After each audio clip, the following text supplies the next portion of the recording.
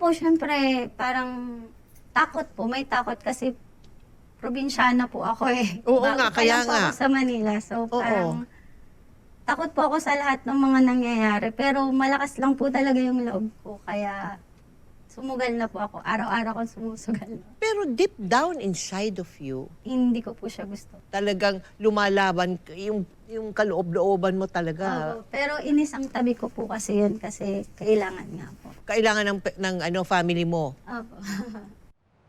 Para patuloy na masuportahan ang kanyang pamilya, pumayag na rin si Weng na mangibang bansa para maging isang entertainer. At sa kanyang pagbalik sa Pilipinas, isang lalaki ang naging daan para magbago ang takbo ng kanyang buhay. Saglit po. Welcome back! Sakit lang yun, Ate Kim. Hindi, welcome back! As in, welcome back lang! Uy, gusto ka na? Kubalita ko, mayaman ka na daw ngayon. Eh, sana nga. Eh, lahat naman ng inipon ko sa Singapore, pinambayad ng lahat ng bills namin. So, babalik ka na ba dito magtrabaho sa bar? Hindi pa ba? Bago to ah. Magkano to? Uy, bisita ko yan! Di ba bayaran ka? Kaya huwag ka nang umarte pa. Lasing ka lang eh! Lasing ka lang! Kuya! Manong, masyado na kayo nag-iinit. Iligo nyo na lang yan. Bakit ka ba nakikialam? Anong ba? Bastos ka na eh. Talento ka! Raulo ka. Boss, pakikuha na to. Lasing na lasing na. Okay ka lang? Talento ka!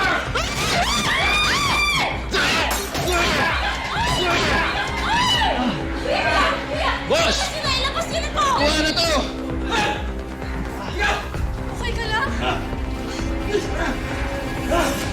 Saktan ka ba? Okay lang ako. Malayo to sa bituka. Pasensya na kayo ah. Napipikon lang talaga ako kapag may babaeng binabastos. Kakilala na tayo dati. Daro? Weng. Oh! Drew! Wait! Drew! Wait! Magmula noon, ay naging matalik na magkaibigan na sina Drew at si Weng. Hanggang sa ang kanilang pagkakaibigan ay nauwi na rin sa pag-iibigan. Kailan mo bang balak pakasalan itong apo ko? La. Apa, para na rin kayong namumuhay na mag-asawa, nakatira kayo sa isang bubong, ba't hindi nyo nalang sulitin? Para hindi naman nakakahiya dun sa ating Panginoon at saka dun sa mga kapitbahay natin. Yun naman ho talaga yung plano namin eh.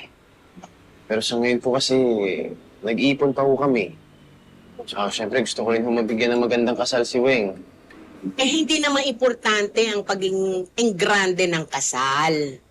Ang mahalaga yung may basbas ang inyong relasyon. Aba, nung panahon namin, hindi pwede yan. Hindi kami pwedeng hawakan ng lalaki hanggang hindi kami hinaharap sa simbahan. Parang di naman yun yung sinabi ni Lolo noon. Hoy, hoy, hoy, narinig ko yan ha.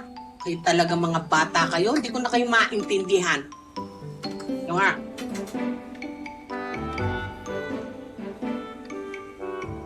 Mahal, kailangan nating umuwi. Kasi pasok pa ako.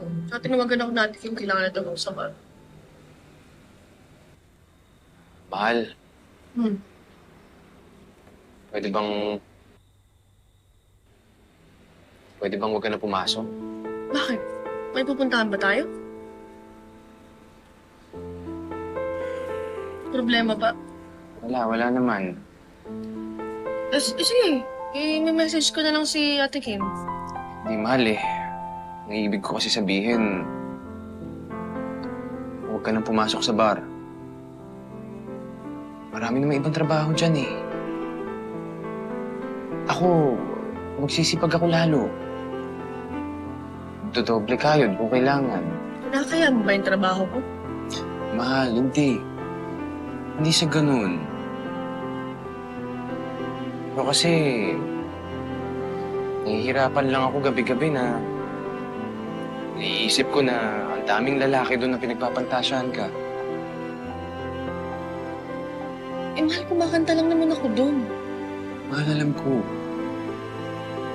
Alam ko naman na wala kang ginagawang masama eh. Eh, sila ba? Yung mga lalaki doon, kontrolado mo ba yung mga utak mo?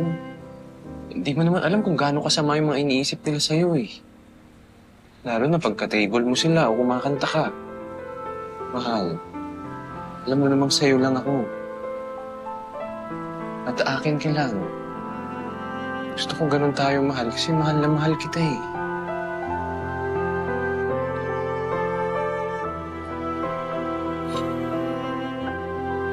Dahil sa pakiusap ni Drew, tumigil sa pagtatrabaho sa bar si Weng at naghanap ito ng ibang mapapasukan. Pero sa kanyang pagtigil, muli naman silang sinubok ng pandemya. La? La?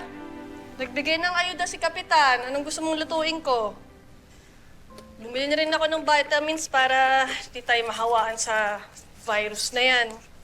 La? La?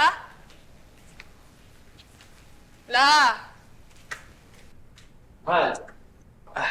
Net, hihina ka pa? Darating lang. Hindi. Si Lola, asan? Eh, nasa kwarto ata may ginagawa. Baka nakaidlip. Oo nga. Kamusta yung paghahanap mo ng trabaho? Tanggap na ba? Wala pa rin mahal eh. Lahat ata nagbabawas ng tao ngayon. Pero bukas, susubukan ko yung sa kumpanya ng kaibigan ko. Sabi niya, naghahanap daw sila ng extra driver. Sana. Mahal. Pasensya ka na. Kung wala man lang ako matulong ngayon, inalis pa kita sa bar. Mas wala rin man pala ako maambag. Ano ka ba? Huwag kang magsalita ng ganyan.